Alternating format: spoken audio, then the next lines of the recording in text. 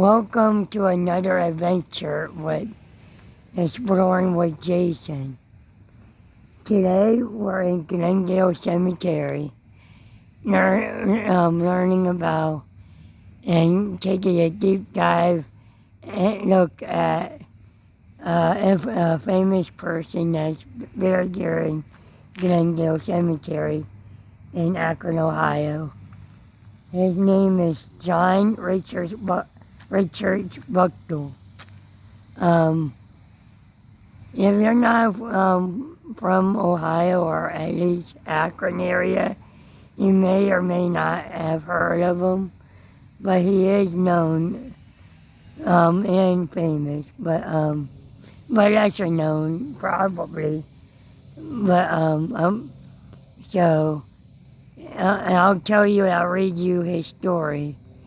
So without further ado, let's take a deep dive and take this adventure walk with me as we learn about the life and legacy of Richard Buchtuel. John Richard Buchtuel was born in native Summit County, Ohio.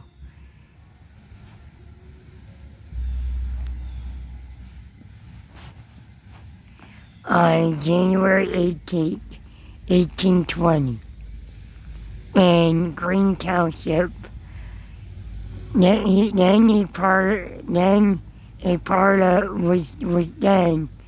part of Stark County. He was a German descendant and his paternal ancestors having come from Germany at an early date. He was the oldest of 5 children.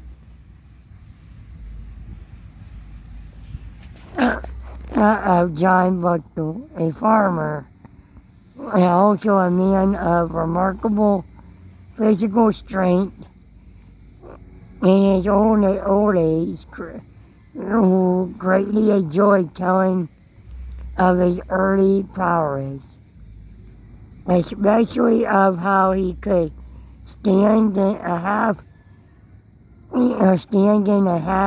bushel measure and shoulder 4 bushels of wheat.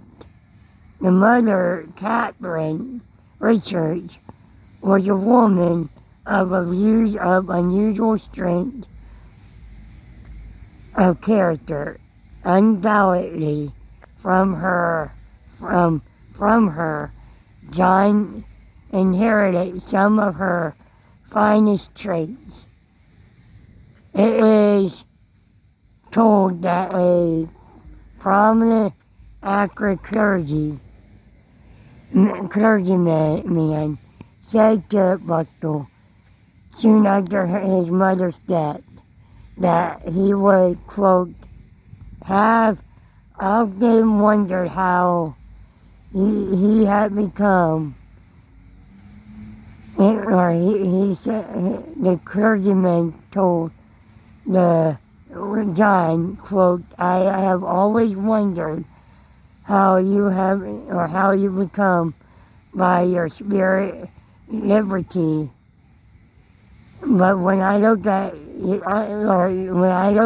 the face of your mother as she lay in her coffin, the question was answered, and unquote. As a boyhood, like that of his other country boys, the day of his day was spent in hard labor on the farm. In his later teens, he attempted a new venture such as selling clocks and buying up horses, but proved unprofitable. And so he decided that he would better stick at farming. On becoming of age, he settled down on 100 acres, which his father had given him, on the condition that he can pay off paid off the encumbrance of $700. Marrying in 1844, he continued farming and eventually moved to Norton Farm of 21 acres, now one of the most populous proportion of Akron. It is said that in 1 year he had a single wheat field. All the land west of Brewery Street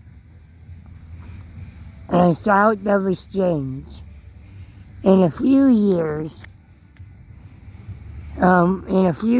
he sold his farm at a good profit and bought another property in LaPorte County, Indiana.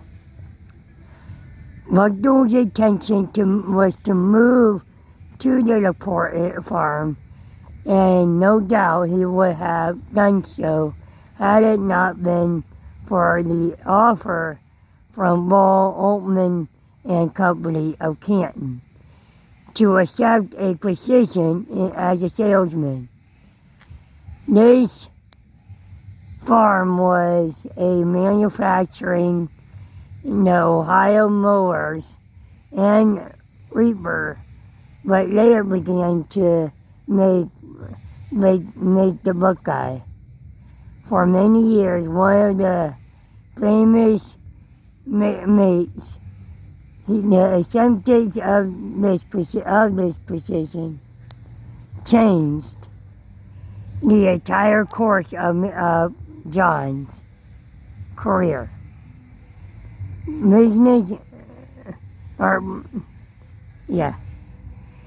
He remained with the company for nearly 2 years until 1856, and when soon after he had left their employ, their works burnt down, and was clarified by his wise and encouraging effort that the company was successfully reorganized.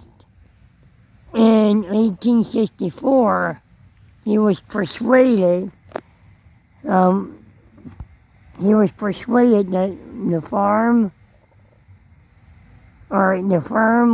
to build the branch factory located in Akron.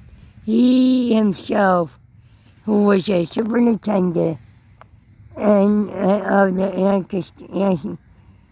superintendent to the construction.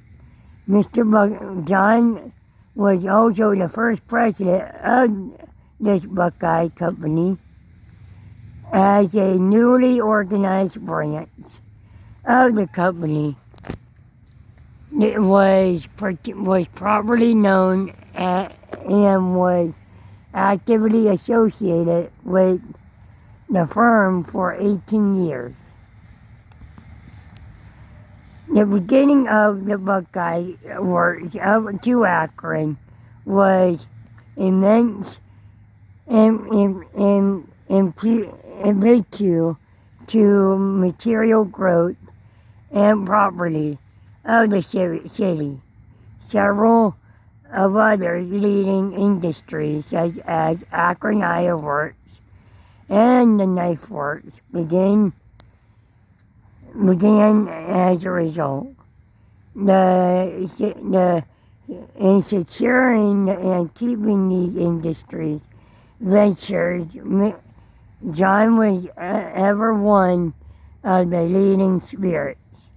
From the time of the organizing of the Buckeye Company until he was stricken with paralysis in 1887. There was hardly any important Akron enterprise of an institution nature with which he was not more or less closely associated with.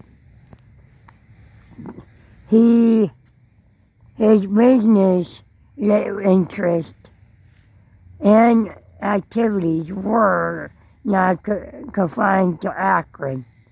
In 1877, the company with several other capitalists, he undertook what was proved to be one of the most extensive, profitable venture of his career. The development of the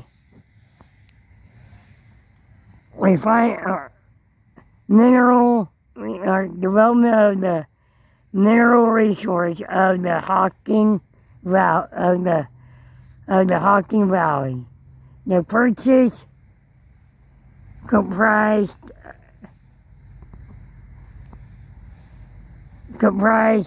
some of the most valuable coal and iron lands in the U.S. How extensive was the project may be guessed from statements that in the year 1880 alone that the company paid to the Hocking Valley Railroad $1 million for the freight charges. For several years, John had a management of the work in the Hocking Valley, and the remarkable success of the business was largely due to his wise and energetic conduct of the company's affairs. And what was the only fitting that the purpose the town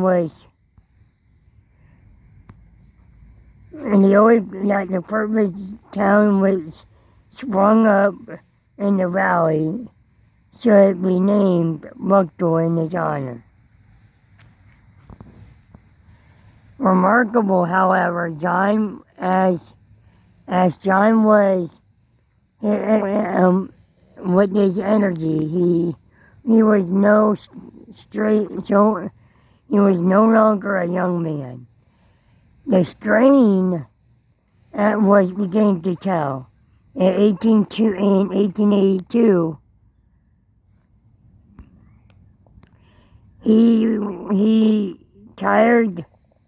retired from Buckeye Company and some of the other firms which he had been actively interested. But he continued the hard work in his remaining enterprises until 1887 when he had a stroke and was paralyzed while he was in Hocking Valley. And while he was in Hocking Valley,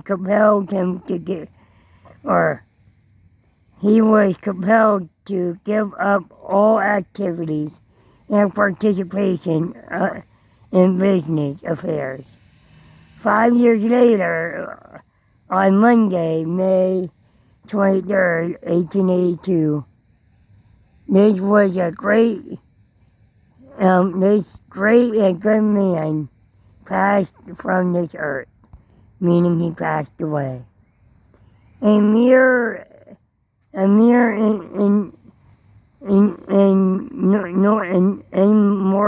immortation of his more important business activities can give only a few faint ideas of the man. John Buchtuel, he was also not a mere moneymaker neither. What is far better and he was a far moneymaker. He neither um, and also a mere money giver. He gave more money than he money. He gave more money to him. He gave himself not only a business affair, but to whatever he thought was for the good of his city and for the benefit of mankind.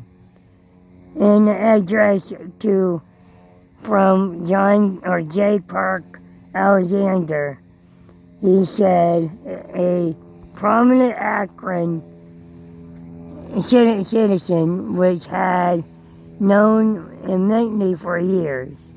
He said, to John Buchtuel is due full credit for what Akron is today. He is neither a lag nor a shirt, I don't know, from his full share of any enterprise but to build up Akron. When Akron was a village, every step of the improvement, each line of progress, every school, every church, old charity had the assistance of this big-hearted man. In every great contest that had for its object betterment of the city or the inhabitants thereof, either morally, physically, intellectually, and or religiously.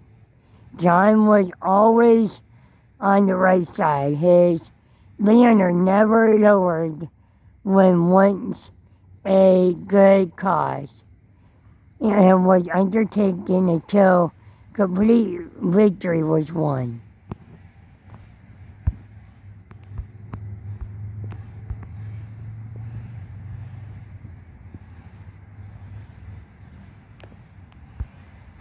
During the Civil War, John rendered valuable service. The secured enlistment raised bounty money and other assistance that the quota demanded by the draft could not possibly be met by the ceaseless energy and preservation or preference. He turned failure into success. Never an office seeker, John's ability were such that the office sought the man while living in Coventry Township. Before moving to Akron, he was assessor and justice of the peace and filled other offices. After coming to Akron, at the urgent request of his friends, and he accepted the office of the township trustee for several times that he might secure and perfect certain important local improvements. In 1872, he was a presidential elector. Although he was a Republican in politics, he became prohibited, I can't pronounce it, but you probably know what it is. As soon as a temperance was made a political issue, and in 1874, he was a candidate for Secretary of State on the Prohibition ticket. Governor Haynes appointed him one of the trustees of the State Agriculture College, which was position he filled most accessibility. For some time, he was for some time being a member of the executive committee. John was a man of great energy, addressed from which he was already quoted by Carr saying, quote, 30 to 35 years ago, this dead friend was the life and movement or motive power of which the dwellers of Akron, then the village of 3,000 people, were amazed. He could have been seen at the head of processions of laborers in the twilight of morning and evening, winding their way to or from the harvest field and logging camps. He never said go. It was always the Harley. Come on, boys, end quote. When the Buckeye plant was built, he helped get the timber for the large shops working in the woods every day. One who knew him, they say that nothing could keep him from his work. But in storm and cold or less than pleasant weather, this rugged man could be seen in high-top boots, working clothes and slouch hat, doing the hardest sort of labor, not only with the abundant energy, but ever with a smile and words of cheer. John had a convincible will to begin a task meant with him to finish it, no matter what the obstacle was in their way. He knew no such word has failed. This determined the persistence crops out of the early, as the following story will show. One day, while sitting quietly under the maple tree, fishing with a clam hook, he heard his mother calling, "Oh, John, come here," end quote, quote, unquote. "Yes, I'm coming," he answered, but he kept fishing. The call was repeated several times, and still still the little chap who had poured out there all afternoon did not move. Soon he was surprised by a sudden appearance of his mother, who gave him a good old-fashioned switching. As he became a good boy, John submitted meekly, but promptly resumed his fishing as soon as his mother had done. We hope we hope he caught some. We hope he caught some fish. He caught what he deserved for his disobedience. Surely his persistence deserves some recompense too.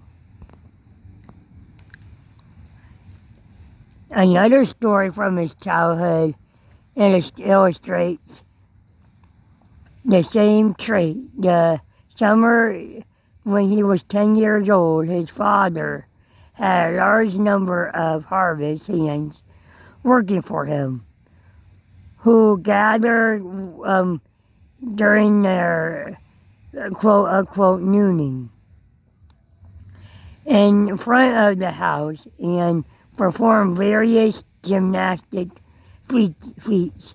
And of course, little Johnny, as they call him, was an eager spectator and longed to be able to do such stunts, quote-unquote stunts. The trick that pleased him the most of all was walking on one's hands and try to repeatedly do it.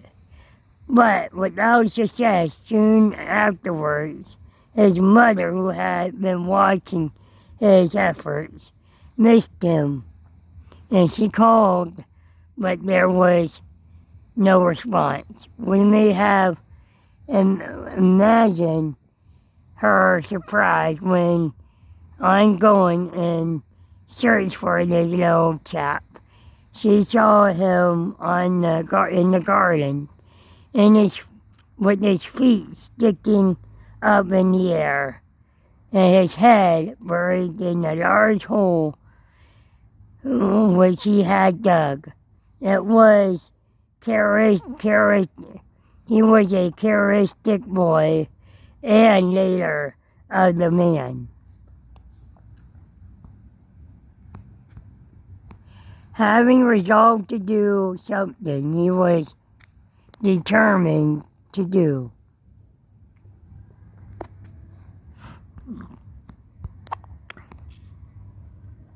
He was determined to do it. If not one way, then in another. An incident of a trip on board which Mr. and Mrs. Buchtuel took in 1873 illustrates the same characteristic. While they were in Vienna, there was a world reaper contest to decide which to make of reapers was the best. It was a big event, and so Mr. Buchtuel, keenly interested and determined that the world medal should be won by an accurate machine, if possible. Went early to the field where the contest was to be held, in order that he might watch the practice driving of the man in charge of the quote-unquote Buckeye.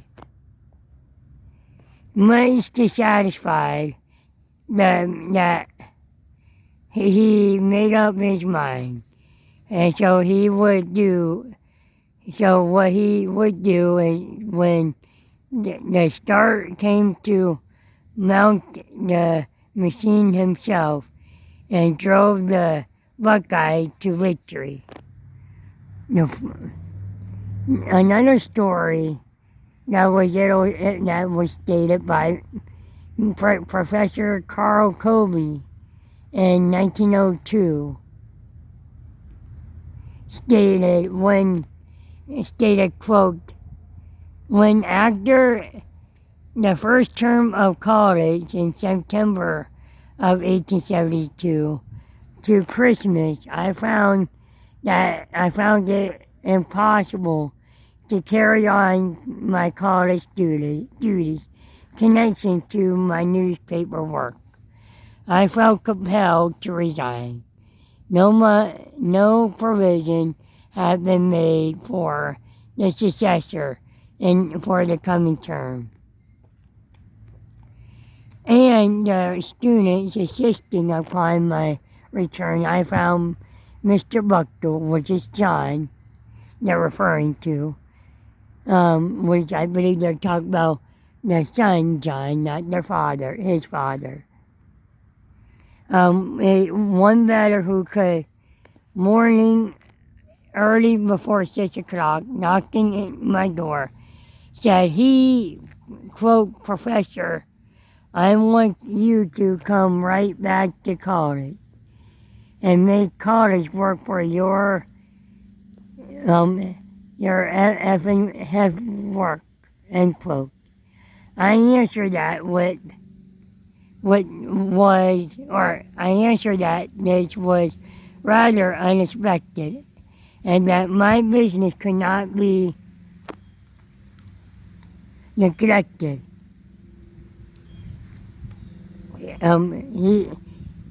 You, quote, you sell your business, end quote, and until then you can make temporary arrangements. When I replied, that is ought to be well considered and talked over, and for that purpose invited him out of the intense cold. He said, no, sir, there is nothing to consider. You make up your own mind right here and right now to return and remain with us in college. He did not cross the threshold of my house. But he knew that he could, that he had gained his point. What could I do? I had to promise on the spot and accede to his wishes. And at 9 o'clock the same morning, I was back in the classroom. There was no formality about Mr. Buchtuel. He was simple, natural, and sincere, and in manner of unconventional, at times almost blunt, in the address from which we have just quoted from, which is from Professor Carl F. Colby, which tells of being present at a fine faculty dinner given by Mr. and Mrs. Buchtuel. At first, a certain reserve was noticeable, but when the host blurted out in his offhand way that he wanted his guests to eat in abundance of turnips because they were, quote, plenty and very cheap, end quote. All stiffness vanished. Professor Colby also relates the following incidents illustrative of Mr. Buchtuel's quantity and formal way of doing things. I was now to be presented in my new capacity to the assembled to Mr. Buchtuel's residence. Among these of our first president, just elected Dr. McAllister I remember that hot, sultry July afternoon when I was invited to call, and I found the distinguished company in the yard, seated in the shade of the trees rather than formidable array of wisdom, dignity, as well as suited up to the cause, the novice tribulation if he was to show a kind. Mr. Buchtuel, in his habitual manner of fact, way regarded as of ceremony, whatever introduced me pleasantly with the words, "Now, gentlemen, this is the man who is going to teach our girls and boys Dutch. I think he is the right man." This broke the ice and I began to feel better and was quiet, ready to answer all the questions, unquote. So you kind of see what this John Buchtuel was like and his family. I mean, it's like this guy was very nice, remarkable individual but so that's John Buchtuel. I mean, I can read you many of these, and just the work that he's done is remarkable. Not only his father, who his father's right here.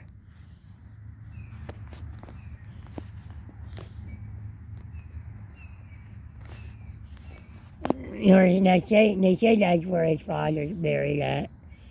But it's kind of neat, though. Like, I can read you on and on and on about this person from different various people citing and quoting or talking about this man. But, yeah, that's John Buchtuel and what he was like. I hope you like what you see. If you like what you see, share, like the comment, follow me, subscribe, turn the notification on, and I look forward to seeing you on the next adventure.